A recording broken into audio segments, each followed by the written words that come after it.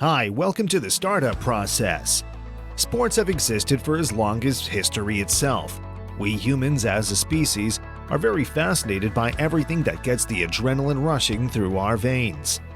So naturally, sports and anything related to them becomes very integral to our social experiences and even our own personalities. But one other thing that is a major part of our personalities is the clothes we wear and the tools we use. When we combine all these, we get an association that is almost the pinnacle of our identity altogether. One brand in particular has kept all this in mind and has worked brilliantly to become the face of the sports attire industry as we know it. Yes, it is none other than Nike. And today, we'll be talking about what Nike truly stands for, so tie your laces and run along till the end. We probably instantly recognize the wing, swoosh, check, or whatever you want to call it, as the face of Nike wherever we might see it. In fact, you might not know, but this is one of the most popular logos around the entire world, irrespective of whatever you're in. In fact, the logo is so popular that even in places where Nike does not partake in direct sales to customers, people instantly recognize the logo. Many have tried to benefit through the Nike brand reputation by infringing on copyrights and selling fake merchandise by simply pasting the logo onto shoddy sneakers or other accessories. But any true enthusiast can instantly tell the difference. After all, Nike is Nike. It all began just over 50 years ago with a dream. A humble Stanford graduate, Phil Knight, with a vision and great observational skills, realized how the popularity of Japanese goods was soaring across global markets, thanks to the difference in labor prices and excellent engineering capabilities of the Japanese. Many fields saw Japanese goods flood and replace American goods such as cameras. Companies like Nikon and Canon had already established a dominant position in the global market for video and picture cameras. Looking east, Phil wondered what he could do to capitalize on this vastly overpowering market change. As an athlete in college, it clicked one day as he donned his running shoes. That was not something the Japanese had yet dominated. He wondered if this was an opportunity and decided to try his luck with the idea.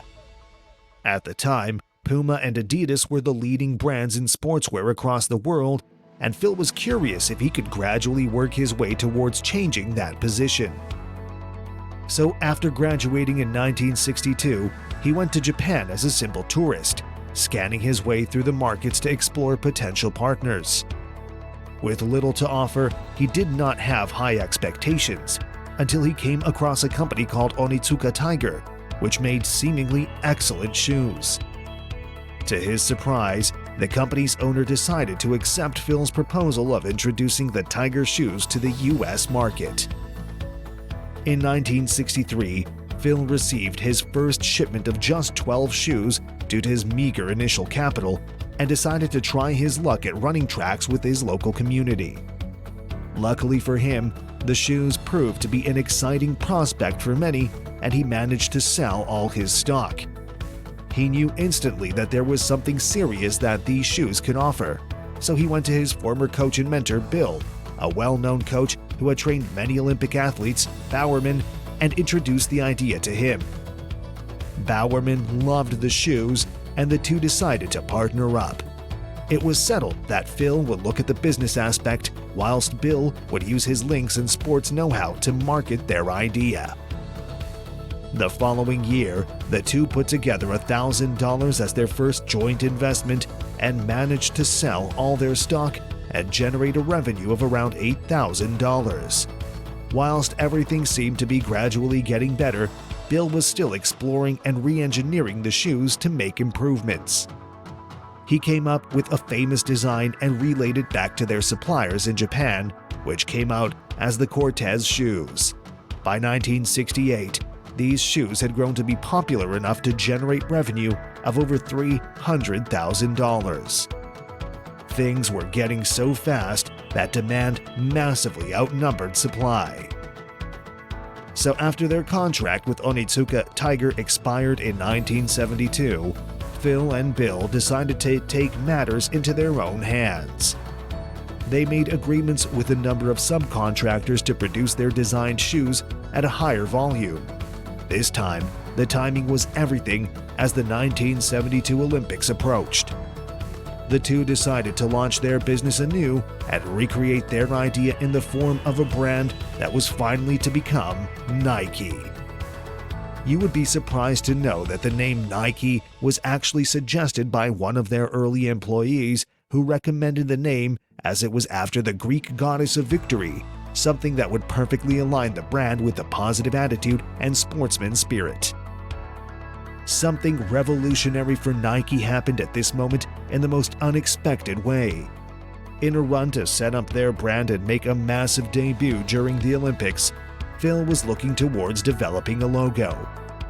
He came across a graphics designer called Carolyn Davidson who had just graduated from Portland State University. The cost that Phil incurred for having Carolyn design the logo was just $35. $35 for one of the most famous logos the world has ever seen. In the meanwhile, Bill worked towards positioning the brand in a suitable market during the Olympics. The Cortez shoes saw massive success, and Nike had officially made it. From here, it was only going to grow. So, through brilliant strategies surrounding market entry, Nike paved its way to becoming the largest sportswear brand in the United States by 1989. Through things like the Just Do It campaign, Nike was constantly showing itself as an image of victory and success.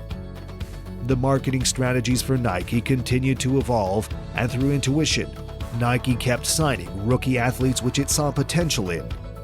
Those athletes grew to dominate their sports and became the face of victory, subsequently the perfect face for Nike. A number of deals were signed, which include one with Michael Jordan in 1984 during the early years of his career. The 5-year deal was worth $500,000 a year and made Nike synonymous with elite sportswear. Another athlete was Cristiano Ronaldo, with whom Nike signed a lifetime deal worth $1 billion. This made him benefit from the highest endorsement of any athlete out there. This deal was fairly new as it was signed in 2016, but it only shows how perfectly Nike continues to position its presence in the market and the world of sports. There is another equally important and interesting feature surrounding Nike's business model that makes it stand out and is a reason for its success. The Nike experience goes well beyond the point of purchase. The affiliation with Nike becomes a part of its customers' identities. Through many product lines, Nike becomes a bit exclusive and is a subtle status symbol as well. However, the company still stays true to its idea of victory and the Just Do It idea, which should essentially be available to everyone. To achieve that, Nike has a resale culture as well. With everyone wanting the swoosh on their shoes, many have the option to buy refurbished shoes which are resold at lower costs.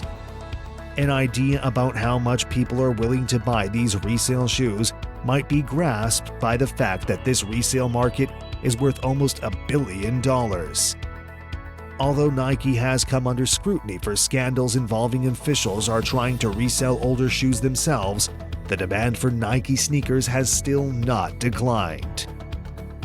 Nike is currently the world's largest sportswear manufacturer and also has the largest customer base.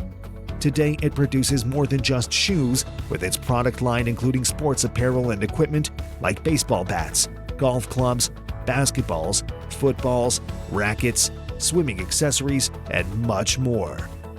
Footwear, however, still remains the dominant product and serves over 9 different categories, including basketball, running, football, and training. With over 780 million pairs of shoes sold annually, Nike is worth over $100 billion. Through brilliant marketing, perfect positioning, and unparalleled product quality, the company had a revenue of over $37 billion in 2020 and is only set to grow further. Well, that is it for Nike. Remember to leave a like and a comment on what you think we should do next. Subscribe to our channel and hit the bell icon. Just do it. Until next time.